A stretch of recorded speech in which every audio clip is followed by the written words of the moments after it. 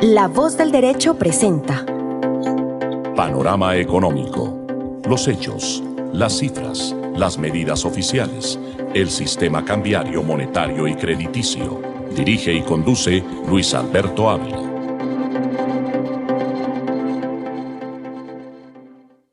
Bienvenidos a Panorama Económico con la dirección general del doctor José Gregorio Hernández Galindo. Hoy le estaremos acompañando a Alejandro Velandia, Alberto Ávila, en el máster de sonido el ingeniero Luis Daza. Iniciamos como siempre con Panorama Internacional, con todo lo que tiene que ver con los hechos económicos más importantes que se presentan a nivel internacional. Por ejemplo, hay un tema que lo abordaremos, la OPEP prolonga los recortes y obviamente eso afecta la proyección de los precios del petróleo. También estaremos con los indicadores económicos, desde luego, e iniciamos con algunas cifras básicas de este comportamiento de la economía a nivel global. Bienvenido a Panorama Económico, Alejandro. Sí, muy buenas tardes a todos los oyentes de nuestro programa Panorama Económico, mis estimados colegas Luis Alberto, ingeniero de sonido Luis Daza y José Gregorio Hernández Galindo, director.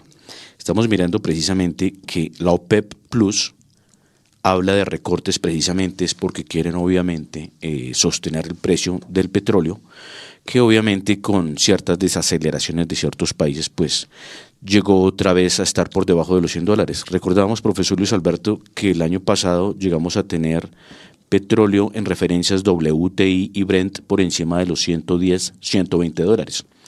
Gracias a eso también fue que Ecopetrol pues tuvo unos excelentes resultados a nivel financiero, ¿no? Sí. Es importante recordarlo.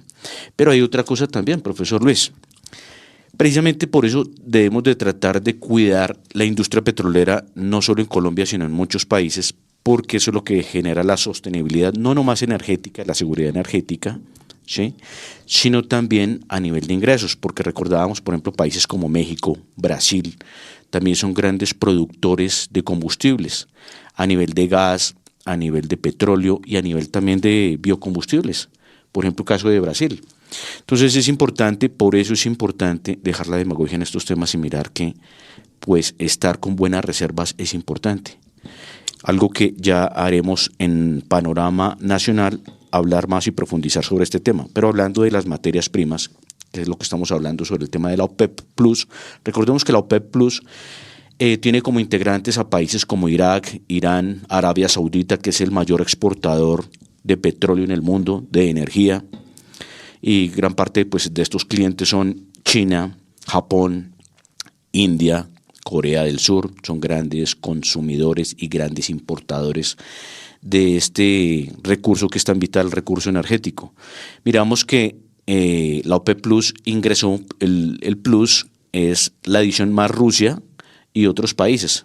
Recordemos que también Rusia hace parte de la lista del top 3 de los países que más producen petróleo en el mundo. Recordemos que el primero es Estados Unidos, en segundo lugar viene Arabia Saudita, turnándose ese lugar segundo y tercero con Rusia. Estados Unidos, Arabia Saudita y Rusia son los tres mayores productores.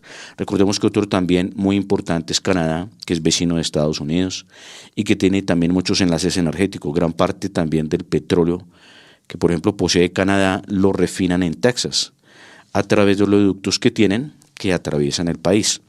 Entonces es importante mirar hoy las referencias. Miramos el crudo WTI hoy cerrando positivo en menos el 1.35%. La noticia le pegó al mercado y gracias que hoy está subiendo. Y decimos gracias porque pues en Colombia esto es vertical y estructural. Crudo WTI cierra en los $82 con 65 centavos y recordemos sube el 1.35. En la categoría Brent recordamos también que este es otro indicador para petróleo a nivel global. Este sube el 1.05% y cierra en los $86 con 3 centavos. Vamos a mirar también materias primas que son refugio. Recordemos que el oro, que es un activo que sirve de refugio para los grandes fondos capitales y gobiernos que guardan también sus reservas en oro, caso de China, por ejemplo, que es uno de los grandes protagonistas a nivel mundial, que compra mucho oro y tiene grandes reservas en oro. Otro es Rusia, Francia, Italia, Estados Unidos, que también es un gran tenedor de estas reservas. Vemos que el oro cierra en los $1.977 y este sube levemente el 0.42%.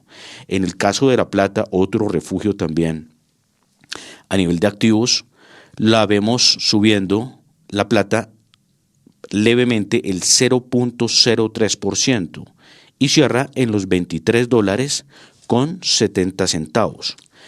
En el caso también de mercado internacional, vemos que mirábamos, por ejemplo, el movimiento de las bolsas de valores. Vemos que ya se está diciendo, profesor Luis Alberto, que la proyección, por ejemplo, para Estados Unidos, al cierre de este año, el crecimiento del Producto Interno Bruto global de los Estados Unidos va a ser aproximadamente el 1.8%. Entonces ya, pues, en el corto plazo no se ve una recesión. Pero dicen que para el cierre del 2024, según los pronósticos, puede llegar al 1%. De acuerdo. Y pues la economía norteamericana baja la tasa de desempleo a 3,5%, se generaron 187,000 empleos y pues esto ha generado que lo que hace referencia a el empleo no agrícola, pues se ha generado este incremento en la generación de nuevas plazas de trabajo, lo que significa, como se acaba de comentar acá en Panorama Económico, que la economía norteamericana no se acerca todavía a una etapa de desaceleración o recesión económica y por el contrario, la situación de empleo pues es una cifra muy favorable al mercado norteamericano, también se han incrementado los salarios, pues hay una dinámica de crecimiento que es importante y da unas señales al mundo, porque nosotros siempre le recordamos acá a nuestra audiencia que tenemos unos vasos comunicantes con Estados Unidos muy fuertes. Nosotros somos exportadores de materias primas, de petróleo, carbón, también de banano, flores, en fin. Si la economía norteamericana se debilita, se contrae, entra en un proceso de recesión económica, pues naturalmente afecta de inmediato a los países que tenemos una relación comercial muy fuerte, muy estrecha con Estados Unidos. Esa es la razón por la cual nosotros en Panorama Económico Internacional estamos referenciando siempre las economías del mundo, qué está pasando en uno u otro lugar del mundo que tiene conexión con la economía colombiana, o sea, que nos va a afectar en el mediano, en el largo plazo, los precios de las materias primas, los insumos que estamos importando y eso, pues obviamente también a nuestras exportaciones. Esa es la dinámica global y es lo que está presentándose actualmente en los Estados Unidos. Sí, y es algo muy importante recordar, mi estimado colega Luis Alberto, que todo lo que pasa en Estados Unidos afecta al planeta también. ¿Por qué? Porque recordamos que el dólar, como es la moneda de transabilidad global y de reservas, pues cosa que pase con la economía y con la moneda, pues afecta al mundo entero. Por ejemplo, en momentos de nerviosismo, ¿qué es lo que tienden a hacer las grandes centrales financieras, bancos y otros inversionistas muy grandes? Pues ir a refugiarse en dólar. Cuando se van a refugiar en dólar, pues obviamente empieza a subir el dólar, empieza a fortalecerse la economía de los Estados Unidos por el ingreso de dólares y obviamente esto hace que muchos países tengan una devaluación muy fuerte también. Pero hay otros países, o sea, no hay que dar este permiso a nivel general porque también hay muchos países que son juiciosos, profesor Luis Alberto, y que tienen, por ejemplo, balances en superávit, balance, por ejemplo, presupuestario en superávit. Recordemos que el superávit es cuando hace más ingresos de lo que gasta. Los ingresos superan a los egresos. Esto a nivel presupuestal de gobierno y también en balanza comercial. Muchos países que, por ejemplo, tienen una balanza comercial positiva constante, como caso de Alemania y otros, son países que obviamente tienen una buena estabilidad. Pero miramos, profesor Luis Alberto, mercado internacional, comenzando con la Bolsa de Valores de los Estados Unidos, en el New York Stock Exchange, miramos indicadores muy importantes como el Dow Jones, que lo vemos hoy cayendo levemente el 0.39% y cierra, recordemos que está cerrando negativo en los 35.080 puntos. Recordamos también el Standard & Poor's 500 que agrupa a las 500 compañías más representativas del mercado. Este cierra levemente a la baja, menos el 0.50% y cae a los 4.479 puntos. En el caso del Nasdaq, que agrupa las tecnológicas, este también cae el 0.36% y cierra en los 13.909 puntos. Entonces vemos que hoy la bolsa más fuerte del mundo está cayendo.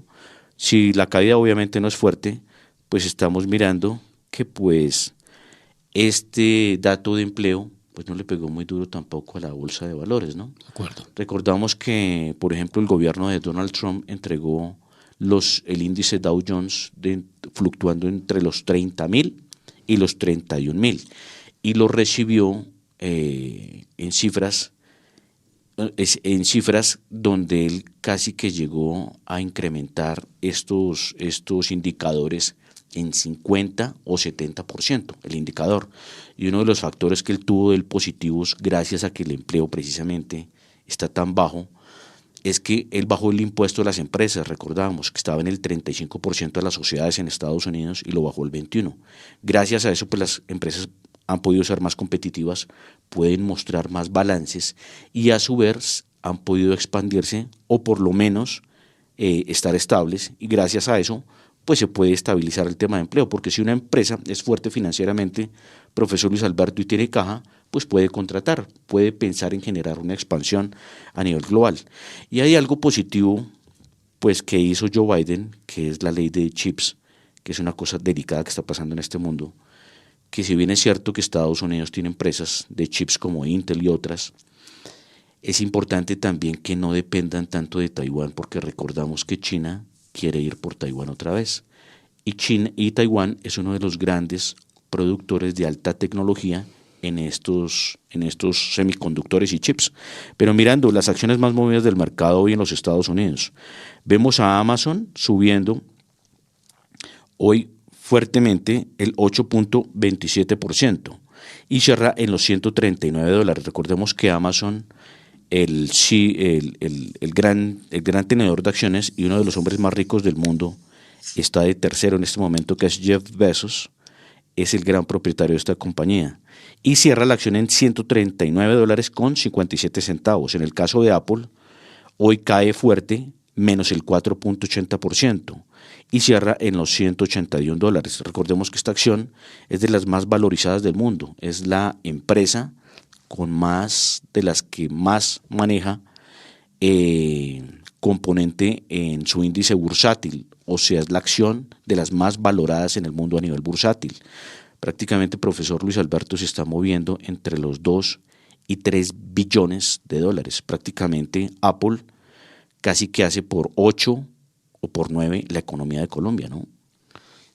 Una noticia que es esta semana interesante con las empresas que se están moviendo en el mundo, está la naviera Maersk, que básicamente prevé que va a haber una contracción económica, y esos son estudios que hacen sectoriales empresas. Buenísimo. Eso no significa que exactamente cada estudio que hace una empresa se va a cumplir al 100%, pero son tendencias. Pero ya tienen indicadores muy claves de mercado, ¿no? Esta naviera pues mueve la carga de la sexta parte de la carga en el mundo. Es pues un indicador muy importante. De las más grandes del mundo. Y pues ha manifestado que el nivel de operaciones llevará a que se utilicen menos contenedores, que son los contenedores, el mecanismo de la carga, o sea, es donde se deposita la carga, y en la medida que se utilicen menos contenedores, pues naturalmente se está contrayendo el nivel de operaciones, de comercio a nivel global. Y hay muchísimos factores, ya lo hemos hablado acá en muchas ocasiones, que las guerras pues traen eso, contracción económica, pues dificultades con disminución de oferta de alimentos, disminución de oferta de materias primas, en fin, todo lo que protección de mercado, cierre de mercados, en fin. Porque, profesor Luis Alberto, es importante anotar esto, porque imagínense que los chinos, con su ruta de la seda, con ese plan y proyecto que tienen, ellos estaban comprando muchos puertos y zonas logísticas en todo el mundo, ¿no? Entonces querían precisamente, por ejemplo, a través de trenes y rutas marítimas, enlazar a Europa, enlazar a Asia, pero muchos ya tienen temor en ciertos países de Europa, porque dicen que ellos ya están teniendo una posición muy fuerte, ¿no? Y precisamente ya hay de esta compañía que nombra el profesor Luis Alberto, que es Maersk, que precisamente ya hay una competencia china muy fuerte en este campo, ¿no? Exactamente. Entonces vamos a ver qué pasa. Lo estábamos comentando, desde luego los recortes de la producción también preocupan a Arabia Saudita, Rusia, producción de petróleo. Lo hemos comentado hace unos minutos en la reunión de la OPEC que realizaron recientemente. Pues obviamente ellos están en esos acuerdos, le permiten precisamente mantener por lo menos la estabilidad y buscar en alguna medida el crecimiento del precio del petróleo. Sí. Eso es fundamental. Siempre lo han hecho, no es unas medidas que la han tomado recientemente. Para eso se creó la Organización de los países Eso fue productores de creado. petróleo para estar monitoreando la oferta y la demanda de petróleo en el mundo y de acuerdo a una situación específica ellos van cerrando la llave, van disminuyendo la oferta y eso genera pues una nuevamente estabilidad de los precios o por lo menos buscan que los precios recuperen la caída que ha tenido recientemente. Entonces, De acuerdo. esa es la labor de la Y hay OPEP. que explicarlo porque también, profesor. O sea, si bien es cierto que, por ejemplo, Arabia Saudita, Irak y todos los países de Medio Oriente, como Irán también, tienen petróleo de buena calidad que no es muy costoso extraer, ¿sí? Pero, por ejemplo, en el caso donde hay países con plataformas petroleras, es más costoso. Cuando es un crudo muy pesado o extrapesado, ¿sí? La refinación es más costosa. Pero hay una noticia interesante, profesor Luis Alberto. Imagínese que el Reino Unido está aprobando nuevos planes y proyectos para generar nueva exploración en petróleo y gas en el Mar del Norte.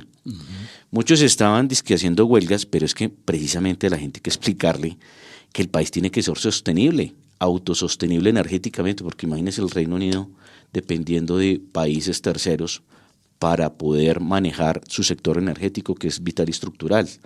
Entonces, de verdad, qué bueno no ir a la demagogia y obviamente cuidar este sector que es tan importante. Recordemos que una de las grandes compañías Reino Unido a nivel global está la British Petroleum Company, que es uno de los grandes referentes de las compañías más importantes del mundo a nivel de energía. Y también hay una combinación con la anglo-holandesa, que es la Shell, que dicen que es una parte de los holandeses y otra parte también que tiene componente inglés. Entonces es importante cuidar estos activos. Recordamos, por ejemplo, la petrolera más grande del mundo, profesor Luis Alberto, que ya la habían metido a la bolsa de valores, es la Saudi Aramco.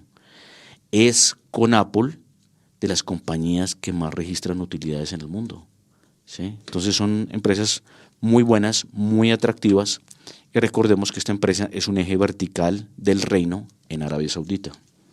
Pasamos a Panorama Económico Nacional. El gerente del Banco de la República, Leonardo Villar Gómez, dijo que se mantiene pues la independencia de la entidad y que la inflación pues no tiene un periodo presidencial. La inflación es un fenómeno global, es un fenómeno que atacan los bancos centrales y que desde luego pasa más allá de un periodo. Pero una noticia interesante y un anuncio importante del Banco de la República es lo relacionado con el sistema de pagos interoperables. ¿Eso qué quiere decir? Nos lo explica el gerente del Banco de la República. Escuchemos al doctor Leonardo Villar en qué consiste estos pagos interoperables que se van a realizar próximamente y se va a sacar el concurso en el mes de octubre para asignar cuál es la empresa que va a hacer esta unificación. Nos lo va a explicar el gerente del Banco de la República. Como lo que la literatura sobre estos temas llama jardines cerrados, que es unos desarrollos para hacer pagos, pero al interior de una entidad o entre un grupito de entidades. Entonces, ¿cuál es el gran reto en el que estamos nosotros? Es generar la interoperabilidad. En el plan de desarrollo recuperamos una función para el banco que es muy importante, que es la de ser regulador del sistema de pagos de bajo valor para propósitos de garantizar la interoperabilidad. Interoperabilidad significa que podamos regular que esas transacciones que se hacen entre personas en Colombia o entre una persona natural y un comercio no esté limitada a que sea en un determinado banco o en un determinado grupo de bancos que tienen acuerdos entre ellos, sino que sea entre personas que están afiliadas a cualquier banco. El plan de desarrollo se aprobó que el banco lo regula. Estamos en el proceso de instrumentar, de reglamentarlo, pero mucho más importante que eso, estamos ya recibiendo las ofertas específicas para el sistema que operaremos nosotros como Banco Central para conectar a todos los bancos. Esperamos que para el mes de octubre tengamos asignado el contrato. ¿Qué significa el contrato? ¿Qué significa el sistema que estamos creando? Es algo que hemos venido discutiendo con todos los agentes que participan en el mercado, tanto los que hoy tienen sistemas de pago en esos jardines cerrados, como los bancos que no participan de ellos y que están muy interesados en que se desarrolle algo interoperable. Para eso se creó un foro que viene funcionando desde mediados del año pasado, tuvo unas conclusiones en diciembre y una segunda fase se hizo este año. Por ejemplo, el Nubank o este banco que está iniciando operaciones en Colombia, que por ahora es una compañía de financiamiento comercial, pero que tiene expectativas de crecer como creció en Brasil. Espero que para el 2024 sí, pero eso tarda, o sea, los desarrollos de los sistemas toman un tiempo. La idea es que ya esté asignado el proveedor, digamos, el contrato con un proveedor de sistemas. Después viene todo un desarrollo de sistemas. Y una de las cosas principales es armar un directorio con la información, que unifique la información de todas las personas que hacen las transacciones para un lado a otro. Este es el análisis que hace el gerente del Banco de la República a este sistema de pagos interoperables. ¿Eso qué quiere decir? Como la convertibilidad de los celulares. Usted puede pasarse de un operador de celular a otro y no tiene que ir a pedir que le cancelen la línea, que le cambien el número del teléfono, nada de eso. Pasa lo mismo. En la actualidad está DaviPlata, está Nequi y otros servicios, pero ellos son, como lo dice él, un jardín. O sea, ellos trabajan internamente. Uno hace los depósitos, los traslados de los... pero no lo puede hacer abiertamente. O sea, no puede hacer de Nequi a DaviPlata. ¿Sí? Y eso es lo que va a buscar un canal, el Banco de la República, quedó en el plan de desarrollo, que el Banco de la República para ese manejo de depósitos, de pequeños depósitos, pues se va a hacer ese canal que permita operar de manera transversal entre todos los distintos, y que en este momento hay operadores pequeños, esos jardines, integrarlos y se construye una gran finca para tener la posibilidad que estos pagos interoperables sean más sencillos, más fáciles, que lleguen a mucha más gente y seguramente se van a multiplicar las operaciones financieras en bastante proporción. Igualmente el Banco de la República, pues reconoce el gerente del Banco de la República que el banco sí hace emisiones. Escuchemos esa parte en la cual el gerente del banco nos comenta cómo hacen las emisiones el Banco de la República, precisamente en función del mercado y no en función de las necesidades de uno u otro gobierno. Esto es bien interesante porque es una explicación técnica que para muchos economistas, para muchos empresarios es necesario. Ellos hacen de acuerdo a la tasa de interés. Si la tasa de interés va subiendo mucho, pueden hacer emisiones para bajar la tasa de interés. Si la tasa de interés está muy bajita, pues quitan dinero y obviamente dejan que la tasa suba, porque precisamente cuando un producto está escaso, pues se eleva el precio del producto. Eso pasa también con el dinero. Entonces vamos a escuchar al gerente del Banco de la República reconociendo que hacemos emisiones en Colombia. O sea, no es un mito. Nosotros emitimos, y emitimos todos los días. Cada año usted emite 1 millón de billetes y 1 millón de monedas, más o menos. 1.000 millones de billetes, 1.000 millones de monedas. Pero además la cantidad de dinero aumenta por muchos mecanismos. También el dinero que se refleja, digamos, en depósitos bancarios o el M3, digamos, todos los depósitos bancarios aumentan porque el banco emite por distintos mecanismos. El problema no es si se emite o no se emite, el problema es cuál es el criterio con el cual se emite. El Banco de la República emite con el propósito de permitir que la economía funcione adecuadamente y que la inflación esté bajo control alrededor de la meta que se ha impuesto. Para eso, ¿cómo define cuánto se emite en el día a día o cada mes o va definiendo? Yo emito para que la tasa de interés se mantenga en aquel nivel que que la Junta Directiva del Banco de la República definió como el nivel apropiado. Al emitir con ese criterio de fijar esa tasa de interés de corto plazo en el nivel que definió la Junta del Banco de la República, se busca que la inflación converja a la meta y no se busca que se financie una determinada cantidad de recursos para el gobierno o unos créditos para un determinado sector o unos... porque esas decisiones dirigidas o al gobierno o al sector agropecuario son decisiones súper importantes, pero decisiones que debe tomar el legislativo o el ejecutivo. El Banco Central es un banco, una entidad técnica que no debe tomar decisiones sobre asignación de recursos. El mandato de emisión va vinculado obviamente a la tasa y a la demanda de dinero de los bancos. Exactamente. Nosotros damos lo que la economía nos pida para que la tasa esté en ese nivel. Hoy está en 13.25%. ¿Cuánto emitimos? Lo que sea necesario para que la tasa se quede en ese nivel. Ahora, ¿cómo lo hacemos? Hay mecanismos compramos títulos de deuda pública, en algunas circunstancias, no en el periodo reciente, pero podemos comprar dólares o moneda extranjera, podemos hacer operaciones, todos los días hacemos operaciones de crédito a un día a los bancos que llamamos repos, porque son operaciones muy seguras que tienen una contrapartida con títulos que nos entregan los bancos, pero les damos financiamiento día tras día, y eso nos ayuda a fijar la tasa de interés en el nivel que es. Ahora, si vemos la tasa de interés está empezando a subir por encima de lo que fijó la Junta Directiva, pues tenemos que dar más recursos. Si está empezando a bajar, tenemos que dar menos recursos. Y ese es el criterio que tenemos para fijar cuánto le damos a la economía en el día a día. Y no cuánto necesita el gobierno. Y ahí está la gran diferencia de cuando alguno dice, no, es que se está pidiendo emisión para un determinado propósito. Lo que manda emitir es el mercado.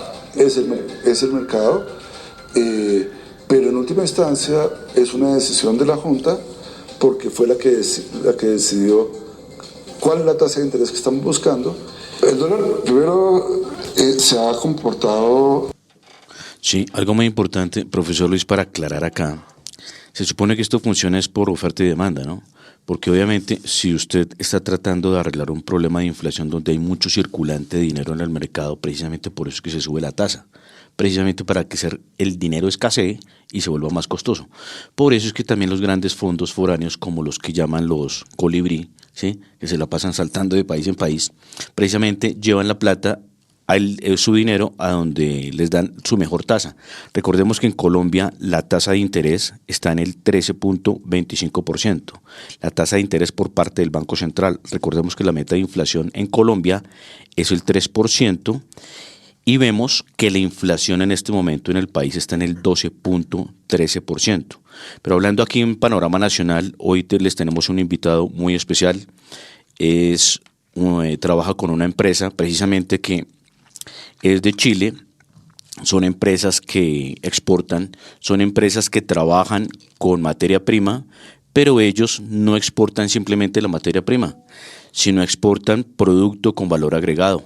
Entonces, dentro de estos datos económicos tenemos un invitado muy especial desde nuestro país hermano por el tema de la Alianza Pacífico, Chile.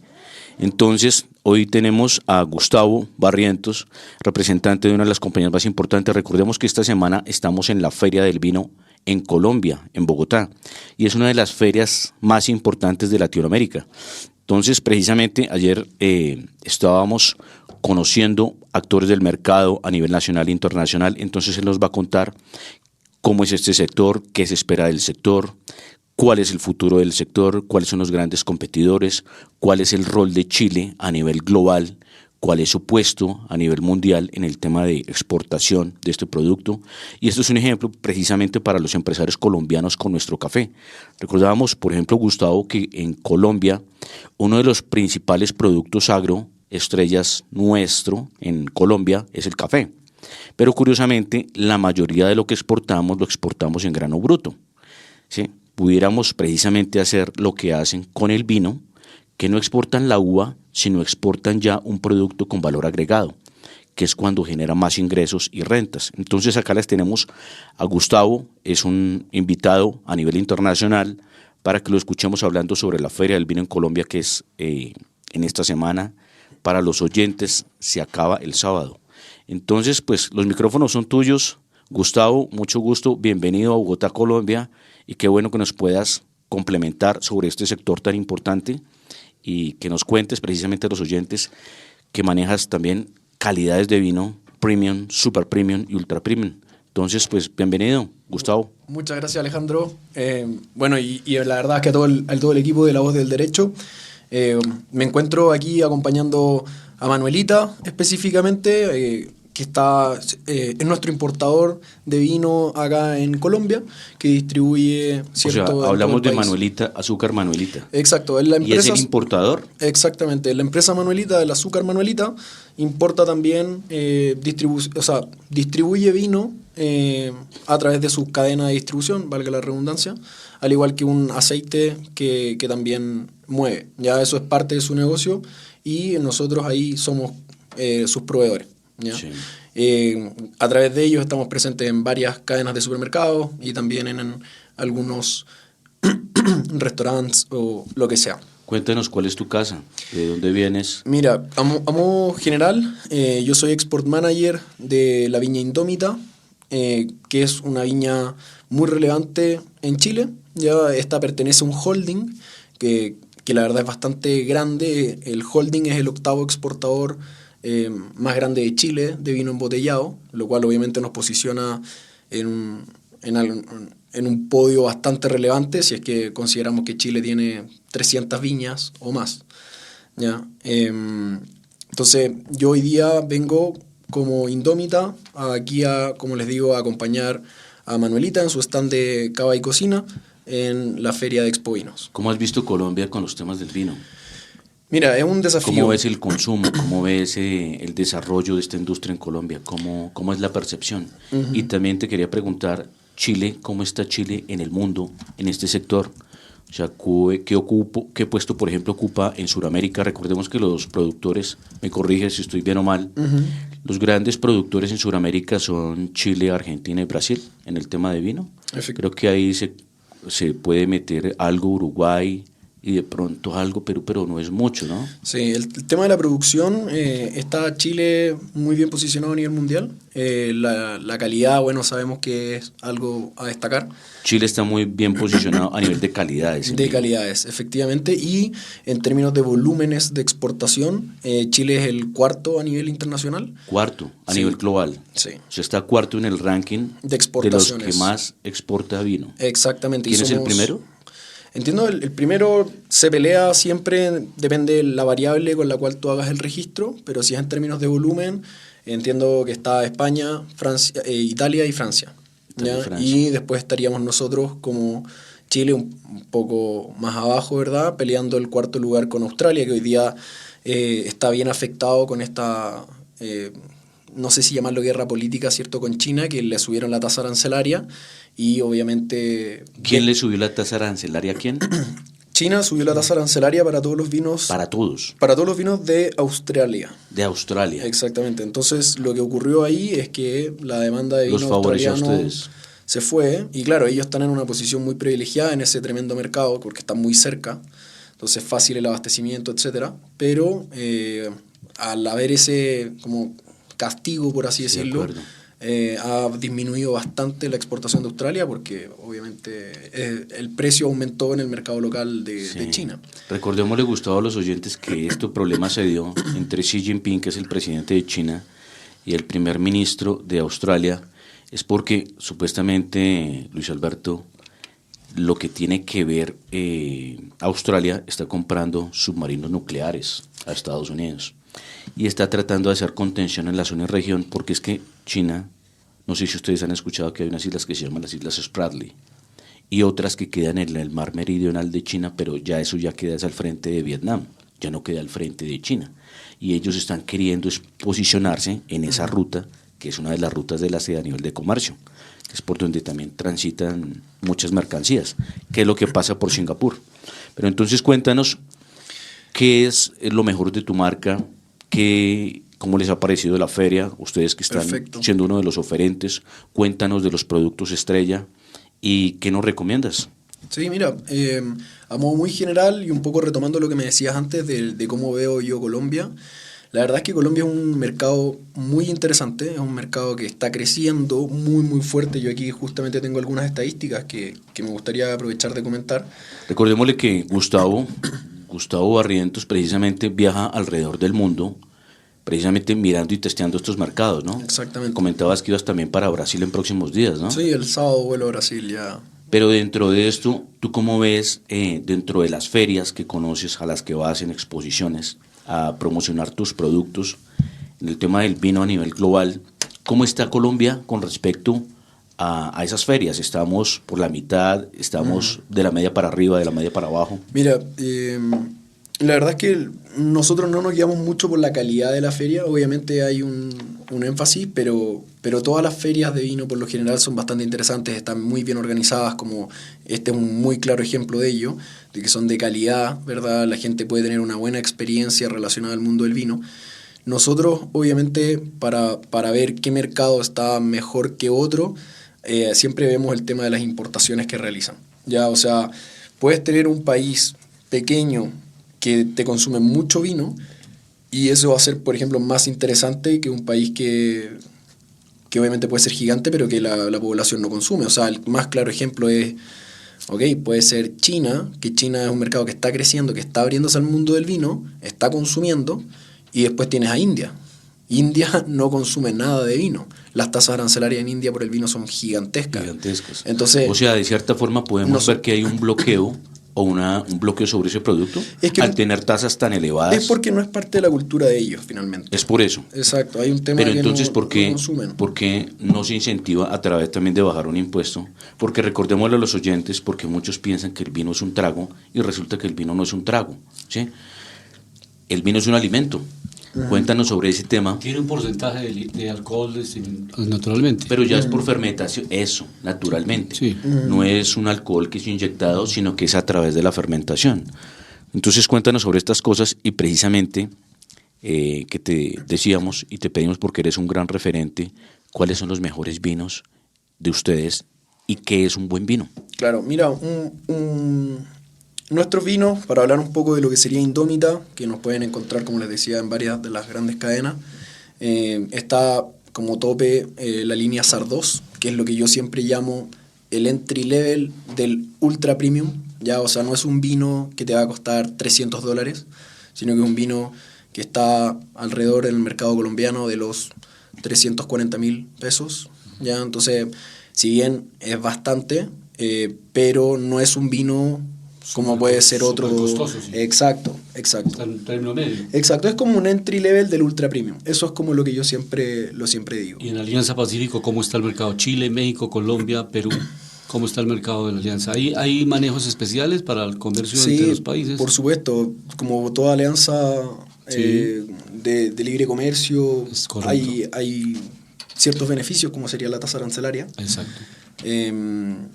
Pero después tienes otros temas que van por el lado, ¿verdad? Obviamente hay un impuesto al alcohol, luego tienes impuestos a otros temas, y eso sí es lo que te pega, por ejemplo, que entiendo que Colombia. En Colombia entiendo que el 2017 hubo una reforma y ahí le pegó. Pero volviendo al tema de nuestros productos. Sí, porque es que acá en Colombia te contamos, Gustavo, acá en Colombia el vino es un tema todavía suntuoso. ¿Sí? Entonces miremos, por ejemplo, en otros países como Chile, parte de Europa, el vino es una bebida de uso diario, ¿no? Claro. Y no tiene que ser una ocasión muy especial para consumirlo. Exactamente. No, como tú dices, o sea, hay un tema cultural, hay un tema son muchas variables que entran aquí. ¿Cuáles son los países que más consumen vino en el mundo? La gran mayoría son europeos y el líder es Portugal.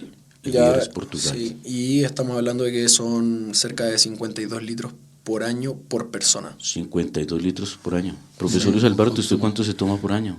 No tengo la cifra exacta porque a veces más y a veces menos. La cifra ponderada. No, una ponderación, pero o sea, no, pero no 52 botellas por año sería más de una botella por semana. Sí. ¿Cierto? Es una locura. Entonces es positivo, pero mira que curiosamente son culturas que sus organismos se adaptan a eso, ¿no? Porque obviamente de pronto en muchas mesas se acompaña la comida con un buen vino y no con jugo como lo hacemos en Colombia, ¿no? Sí. Mira, de hecho acabo de abrir aquí la estadística que lo entrega una fuente muy confiable que se llama Statista, ¿ya? Esta estadística dice, claro, el número 1 es Portugal.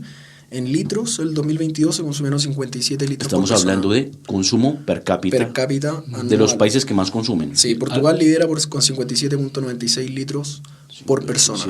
El 2022. ¿Alemania? ¿Cómo está Alemania?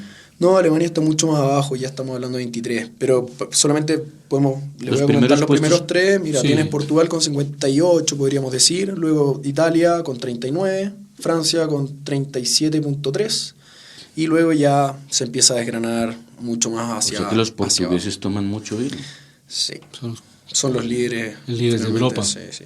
Más o menos en Colombia, Colombia, la estadística obviamente muestra los top 10, déjame ver. No me aparece. profesor Luis Alberto, ¿usted cuántos vinos se toma por año? ¿Cuántas botellas? No, realmente no soy un consumidor fuerte, pero sí, sobre todo acá en Colombia se utiliza mucho en las celebraciones especiales, ¿no? Sí, No lo aquí utilizamos mucho en estilo Europa, acuerdo. que es en el almuerzo diariamente. Acá lo Aquí tenemos es como algo a suntuoso, una celebración, cumpleaños, un encuentro, un encuentro social, una exactamente. cena romántica. Sí, mira, y lo otro muy destacable de esto es que, por ejemplo, Argentina, dentro del top, aquí deben ser los top 10, Argentina es el único país fuera de Europa, se podría decir, que está en el ranking. Está figurando. Ya, claro, o sea, bueno, Europa del Este y Europa en general son los que están en este mundo de muy alto consumo de vino per cápita. Estamos hablando ya de los 19 litros hacia arriba, ¿cierto? Llegando hasta Portugal a los 58. Y tienes a Argentina, que consume 18 litros per cápita anual. Gustavo, una pregunta. Se ha visto que Argentina se ha vuelto otro protagonista muy importante en el tema del vino, pero ¿qué tan lejos está de Chile en el tema de volumen y calidades? O sea, ¿cómo hacer un paralelo? Porque pues últimamente en Colombia hemos visto que Argentina ha venido teniendo buen protagonismo. Esto, por ejemplo, con cepas como la Malbec, ¿cierto? Pero recordémosle, hablando, por ejemplo, de esta cepa viene de Europa. ¿Cuál? ¿Malbec? Sí.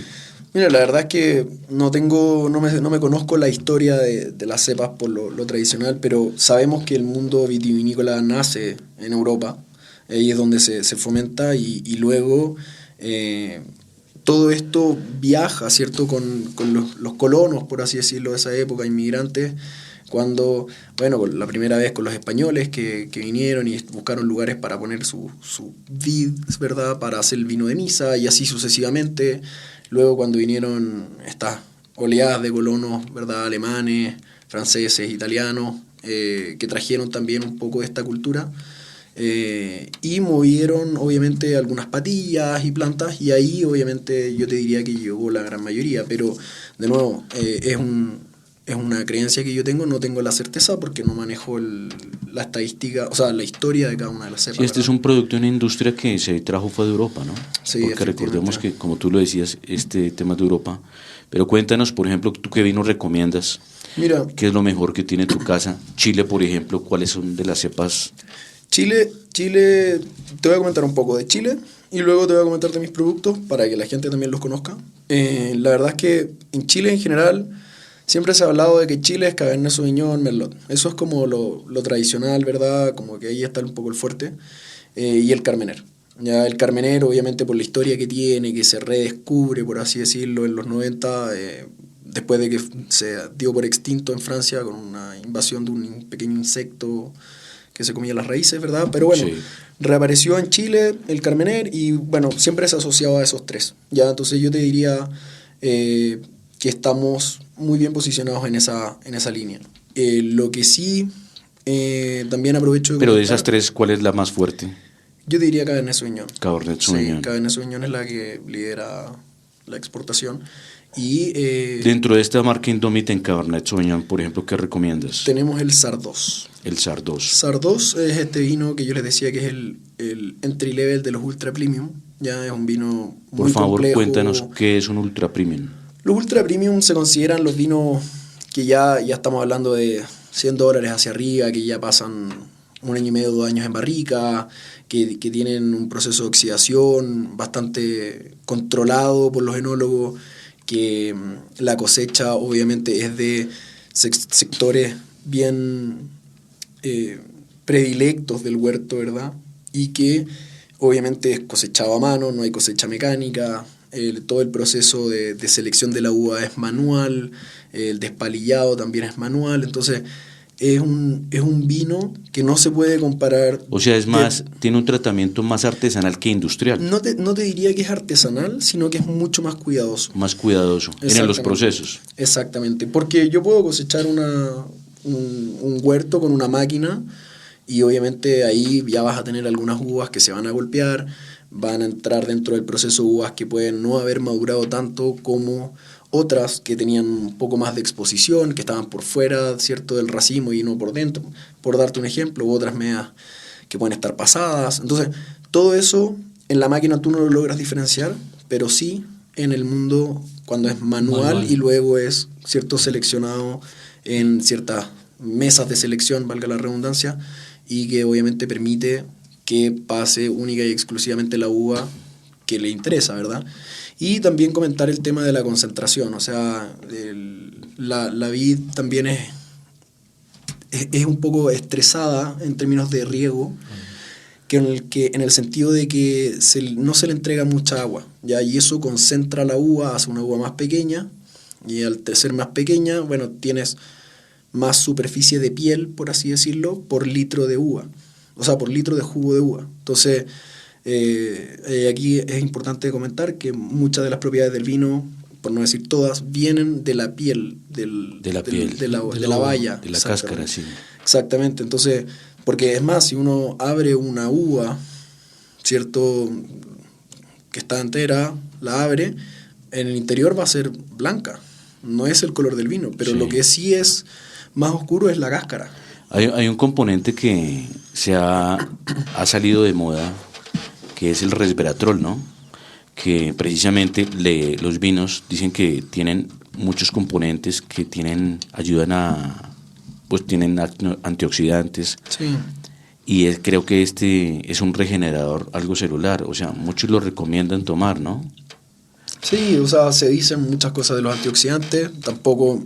Yo sé que el vino es un antioxidante que tiene muy buenas cualidades en ese sentido. La verdad, el efecto no lo manejo exactamente, pero va un poco por ahí ese tema. O sea, hay un tema de juventud, ¿cierto? De que uno se mantiene un poco en el tiempo, ¿verdad? Para tus oyentes en este momento, ¿cuál es la invitación para que vayan a la feria? Mira, mi invitación, como les decía, vayan a probar el Sardós a Cava de Cocina de Manuelita, muy buen vino. Y también, bueno, que como hemos ido cambiando un poco de tema, ¿no?